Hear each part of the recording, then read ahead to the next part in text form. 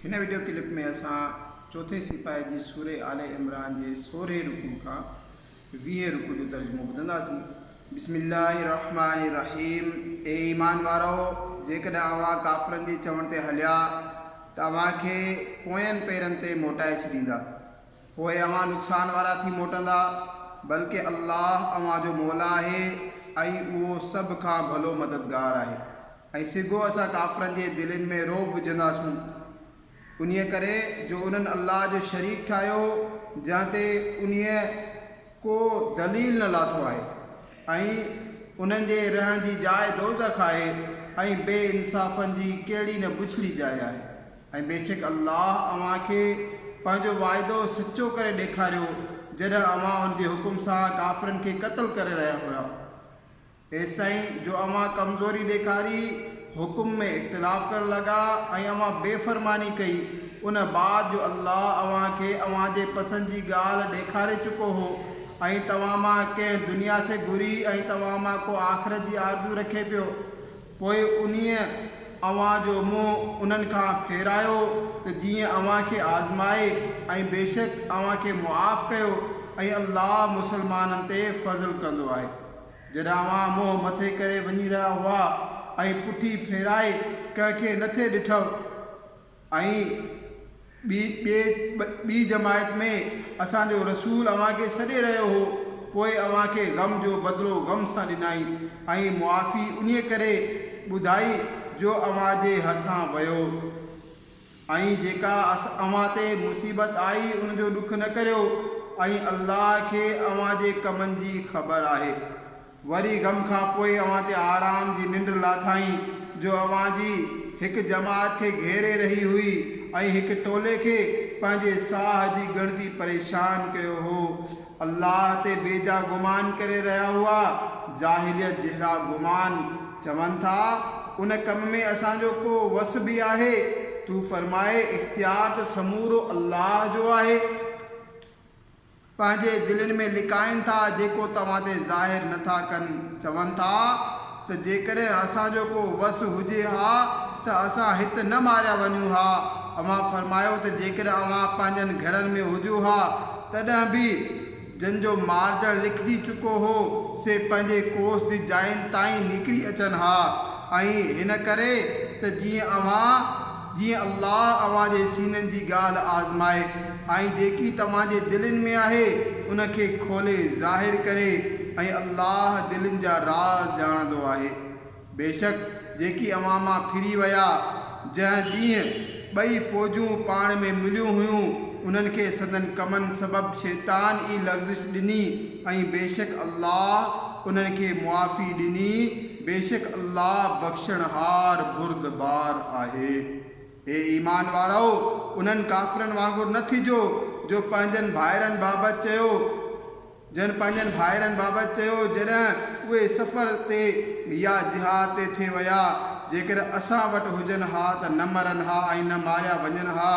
हिन करे जो अल्लाह उनजो अफ़सोस उन्हनि जे दिलनि में रखी ऐं अल्लाह ई जीआरींदो ऐं मारींदो आहे ऐं अल्लाह अव्हांजा कम ॾिसी रहियो आहे। ऐं बेशक जेकॾहिं अव्हां अल्लाह जी वाट में मारिया वञो या मरी वञो त अल्लाह जी बख़्शिश ऐं रहमत उन्हनि जी समूरी धन ऐं दौलत खां बहितर आहे। ऐं जेकॾहिं अव्हां मरी वञो या मारिया वञो त अल्लाह जी तरफ़ उथिणो आहे, पोइ कहिड़ी न अल्लाह जी महिरबानी आहे जो हे महबूब तव्हां उन्हनि लाइ नरम थियो। ऐं जेकॾहिं तव्हां सख़्तु मिज़ाज ऐं सख़्तु दिलि हुजो हा त हू ज़रूरु तव्हां वटां टिड़ी पकड़ी वञनि हा, तंहिं करे तव्हां उन्हनि खे मुआफ़ फरमायो ऐं उन्हनि जी शफ़ाअत करियो ऐं कमनि में उन्हनि खां मशवरो वठो। पोइ जॾहिं कंहिं ॻाल्हि जो पको इरादो करियो त अल्लाह ते भरोसो रखो, बेशक तवक्कुल वारा अल्लाह खे प्यारा आहिनि। जेकॾहिं अव्हांजी अल्लाह मदद करे त अव्हां ते को बि ग़ालिब न अची सघंदो, ऐं जेकॾहिं तव्हांखे छॾे ॾिए त पोइ केरु तव्हांजी मदद कंदो। ऐं मुसलमाननि खे अल्लाह ते ई भरोसो करणु घुरिजे ऐं कंहिं नबी ते कुझु लिकाए रखण जो गुमान नथो करे सघिजे। ऐं जेको बि कुझु लिकाए रखंदो सो क़यामत ॾींहुं पंहिंजी लिकायल शइ खणी ईंदो पोइ हर शख़्स खे उन जी कमाई पूरी तरह ॾिनी वेंदी ऐं उन ते ज़ुल्म न थींदो। त छा जेको अल्लाह जी रज़ामंदी ते हलियो उहो उन जहिड़ो थींदो जंहिं अल्लाह जो गज़ब सर ते खयों ऐं उन जी जाइ दोज़ख आहे ऐं मोटण जी जाइ कहिड़ी न बुछड़ी आहे। उहे अल्लाह वटि दर्जे बदर्जे आहिनि ऐं अल्लाह उन्हनि जे कमनि खे ॾिसे थो। बेशक अल्लाह जो मुसलमाननि ते एहसान थियो जो मंझाउनि ई हिकु रसूल मोकिलियाई जेको उन्हनि ते उन्हनि जूं आयतूं पढ़े थो ऐं खेनि पाक करे थो ऐं उन्हनि खे किताब ऐं हिकमत सेखारे थो ऐं उहे उन खां अॻु यकीनन खुलियल गुमराही में हुआ। छा जेकॾहिं अव्हां खे का तकलीफ़ पहुचे जो उन खां ॿीणी तकलीफ़ अव्हां पहुचाए चुका आहियो त चओ हीअ किथां आई? तव्हां फरमायो त इहा तव्हांजे ई तरफ़ खां आई। बेशक अल्लाह सभु कुझु करे सघे थो। ऐं उहा मुसीबत जेका अव्हां ते ॿिन्ही फ़ौजनि जे गॾिजण वारे ॾींहुं आई सा अल्लाह जे हुकुम सां हुई त जीअं मोमिननि जी सुञाणप कराए ऐं हिन करे त जेकी मुनाफ़िक़ आहिनि त हिन जी ॼाण कराए ऐं उन्हनि खे चयो वियो त अचो अल्लाह जी वाट में विढ़ो या दुश्मन खे हटायो। चयाऊं जेकॾहिं असांखे जंग थियण जी ख़बर हुजे हा त ज़रूरु अव्हांजो साथ ॾियूं हा। उन ॾींहुं ज़ाहिरी ईमान जी निस्बत खुलियल कुफुर जे वधीक वेझो आहिनि। पंहिंजे वात सां चवनि था जेको उन्हनि जे दिलि में न आहे ऐं अल्लाह खे मालूम आहे जेकी लिकाए रहिया आहिनि। जन पंहिंजनि भाइरनि जे बारे में चयो ऐं पाण वेही रहिया त जे हू असांजो चयो मञनि हा त न मारजनि हा। तव्हां फरमायोनि पाण खां मौत टारियो जेकॾहिं सचा आहियो ऐं जेकी अल्लाह जी वाट में मारिया विया तन खे हरगिज़ मुअल ख़्यालु न करियो बल्कि उहे पंहिंजे पालनहार वटि ज़िंदा आहिनि रोज़ी मिले नथी। जेको उन्हनि खे अल्लाह पंहिंजे फज़ल सां ॾिनो उन ते ख़ुशि आहिनि ऐं ख़ुशियूं मल्हाए रहिया आहिनि। पंहिंजनि पोयनि जूं जेकी उन्हनि सां न मिलिया आहिनि त उन्हनि ते न को डपु ऐं न को ग़म आहे। अल्लाह जी नेमत ऐं फज़ल जूं शयूं मल्हाइनि था ऐं ही त अल्लाह मुसलमाननि जो अजर ज़ाया न कंदो आहे। जेकी अल्लाह ऐं रसूल जे सॾण ते पाण खे ज़ख़म पहुचण खां पोइ बि हाज़िर थिया उन्हनि जे नेकोकारनि ऐं परहेज़गारनि लाइ वॾो सवाबु आहे। जिन खे माण्हुनि चयो त माण्हुनि अव्हां लाइ जथो गॾु कयो आहे तंहिं करे उन्हनि खां डिॼो त वेतर उन्हनि जो ईमान वधियो ऐं चयाऊं त अल्लाह असांखे काफ़ी आहे ऐं कहिड़ो न सुठो कारसाज़ आहे। ऐं अल्लाह जे एहसान ऐं फज़ल सां मोटिया खेनि का बि बुराई कोन पहुती ऐं रब जी रज़ा ते हलिया ऐं अल्लाह वॾे फज़ल वारो आहे। उहो त शैतान ई आहे जेको पंहिंजे दोस्तनि खां धमकाईंदो आहे। सो उन्हनि खां न डिॼो ऐं मूंखां डिॼो जेकॾहिं ईमान वारा आहियो। ऐं ए महबूब तव्हां उन्हनि जो को बि ग़म न करियो जेकी कुफुर ॾांहुं डोड़नि था। उहे अल्लाह जो कुझु बि न बिगाड़ींदा ऐं अल्लाह घुरे थो त आख़िरत में उन्हनि जो को हिसो न रखे ऐं उन्हनि लाइ वॾो अज़ाब आहे। जन ईमान जे बदिले कुफुर वरितो से अल्लाह जो कुझु न बिगाड़ींदा ऐं उन्हनि लाइ दर्दनाक अज़ाब आहे। ऐं काफ़िर हरगिज़ हिन गुमान में न रहनि त जेका असां उन्हनि खे मोहलत ॾींदा आहियूं उहा का उन्हनि लाइ बहितर आहे। असां उन्हनि खे हिन करे डर ॾींदा आहियूं त जीअं गुनाह में वधनि ऐं उन्हनि लाइ ख़्वार कंदड़ अज़ाब आहे। अल्लाह मुसलमाननि खे उन हाल ते छॾण वारो न आहे जंहिं ते अव्हां आहियो तव्हांजो किने खे सुठे खां जुदा न करे ऐं अल्लाह जो ही शान न आहे जो ए आम इंसानो अव्हां खे ग़ैब जो इल्मु ॾेई छॾे हा। अल्लाह पंहिंजनि रसूलनि मां जंहिंखे घुरंदो तंहिंखे चूंडींदो आहे। तंहिं करे अल्लाह ऐं उनजे रसूलनि ते ईमान आणियो ऐं जेकॾहिं ईमान आणींदा ऐं परहेज़गार थींदा त अव्हां लाइ वॾो सवाबु आहे। ऐं जेकी बुख़ल कंदा आहिनि उन शइ में जेकी अल्लाह उन्हनि खे पंहिंजे फज़ल सां ॾिनी आहे उनखे हरगिज़ सुठो न सम्झनि बल्कि उहो उन्हनि लाइ पुछड़ो आहे जंहिंमें बुख़ल कयाई। सिगो ई उहो क़यामत जे ॾींहुं उन्हनि जी गिचीअ जो ॻटु हूंदो। आसमाननि ऐं ज़मीन जो वारिस अल्लाह ई आहे ऐं अल्लाह खे अव्हां जे कमनि जी ख़बर आहे। बेशक अल्लाह उन्हनि जो चवणु ॿुधो। जन चयो त अल्लाह सचो आहे, अल्लाह सुञो आहे ऐं असीं आसूदा आहियूं। हाणे असां उन्हनि जो चयो लिखी रखंदासूं ऐं उन्हनि जो नबियुनि खे नाहक शहीद करण बि लिखंदासूं ऐं ईअं चवंदासूं त बाह जो अज़ाब चखो, तव्हांजे हथनि जेकी अॻिते मोकिलियो हीअ उन्हीअ जो बदिलो आहे। ऐं अल्लाह बाननि ते ज़ुल्म न कंदो आहे। जेकी चवनि था त अल्लाह असां सां इक़रार कयो आहे त असां कंहिं रसूल ते ईमान न आणियूं जेसिताईं जो अहिड़ी क़ुर्बानी जो हुकुम असां वटि न आणे जंहिंखे बाह खाई वञे। तव्हां फरमायो त मूंखां अॻु केतिरनि ई रसूलनि पधरियूं निशानियूं ऐं हीउ हुकुम आंदो जेको तव्हां चओ था, पोइ उन्हनि खे अव्हां छो शहीद कयो? जेकॾहिं सचा आहियो सो ए महबूब, जेकॾहिं उन्हनि तोखे कूड़ो सम्झो त तोखां अॻियनि रसूलनि खे बि कूड़ो सम्झियो वियो आहे। जन साफ़ निशानियूं ऐं सहीफ़ा ऐं रोशन किताब आंदा हुया।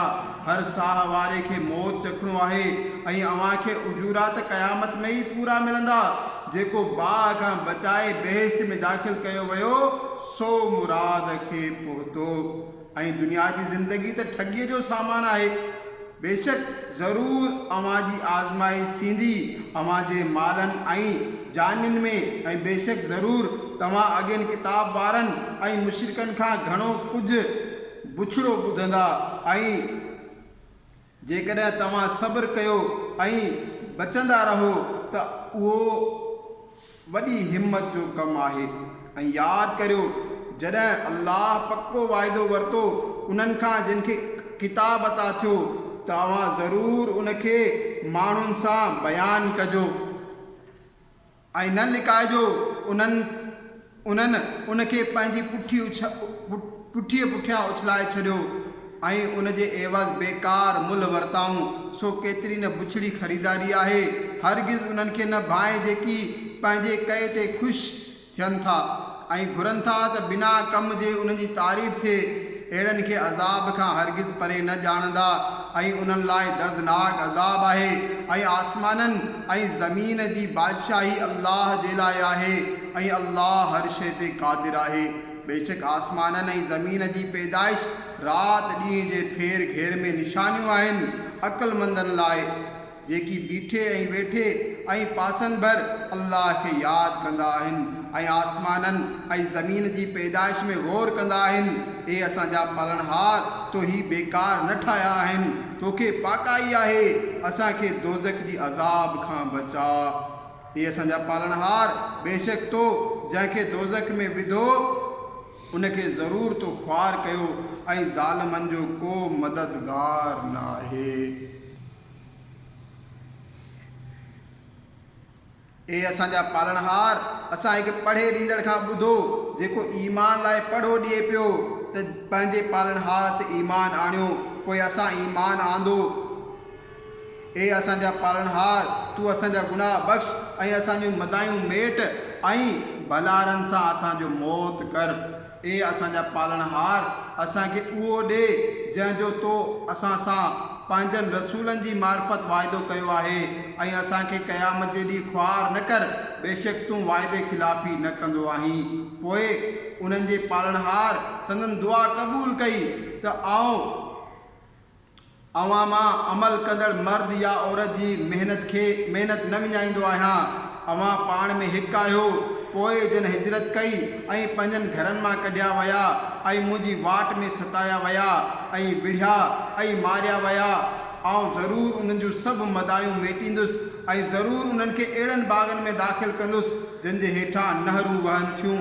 अल्लाह जे तरफ़ां सवाबु आहे ऐं अल्लाह वटि ई सुठो सवाबु आहे। ए ॿुधंदड़, तोखे काफ़रनि जो शहरनि में अयाशी सां घुमण फिरण धोखे में न विझे। उहो थोरो फ़ाइदो आहे, उन्हनि जे रहण जी जाइ दोज़ख आहे ऐं कहिड़ो न बुछड़ो विछाइणो आहे। पर जेकी पंहिंजे पालनहार खां डिॼंदा आहिनि उन्हनि लाइ उहे बाग़ आहिनि जिन जे हेठां नहरूं वहनि थियूं, उन्हनि में हमेशह रहंदा। अल्लाह जे तरफ़ां इहा महिमानी आहे ऐं जेकी अल्लाह वटि आहे सो भलारनि लाइ सभ खां भलो आहे। ऐं बेशक किताब वारनि मां के उहे आहिनि जेकी ईमान आणीनि था अल्लाह ते ऐं उन ते जेको अव्हां जी तरफ़ लथो ऐं जेकी उन्हनि ॾांहुं लाथो वियो संदनि दिलियूं अल्लाह जी दरगाह में झुकंदड़ आहिनि। अल्लाह जी आयतुनि जे बदिले बेकार मुल न वठंदा आहिनि। हीअ उहे आहिनि जिन जो सवाब संदनि पालनहार वटि आहे ऐं अल्लाह सिगो हिसाब वठण वारो आहे। ए ईमान वारो सब्र करियो ऐं दुश्मननि खां सब्र में अगराई करियो ऐं इस्लामी मुल्क जे सरहद जी हिफ़ाज़त करियो ऐं अल्लाह खां डिॼंदा रहो त मन अवां कामयाब थियो। सल्लू अलल हबीब सल्लल्लाहु ताला अला मुहम्मद सल्लल्लाहु ताला अलैहि वसल्लम। मोहतरम प्यारा इस्लाम भाइरो, ईंदड़ क्लिप में इंशाअल्लाह असां सूरह निसा जूं आयतूं ऐं उन जा रुकू ॿुधंदासीं, उन्हनि जो तर्जुमो ॿुधंदासीं इंशाअल्लाह अज़्ज़ व जल। अवां जेकर अञा ताईं हिन चैनल खे सब्सक्राइब नाहे कयो त हिन खे ज़रूरु कयो ऐं अॻिते शेयर कयो त जीअं कंजुल ईमान जी भरपूर तशहीर थी सघे। सल्लू अलल हबीब सल्लल्लाहु ताला अला मुहम्मद सल्लल्लाहु ताला अलैहि वसल्लम।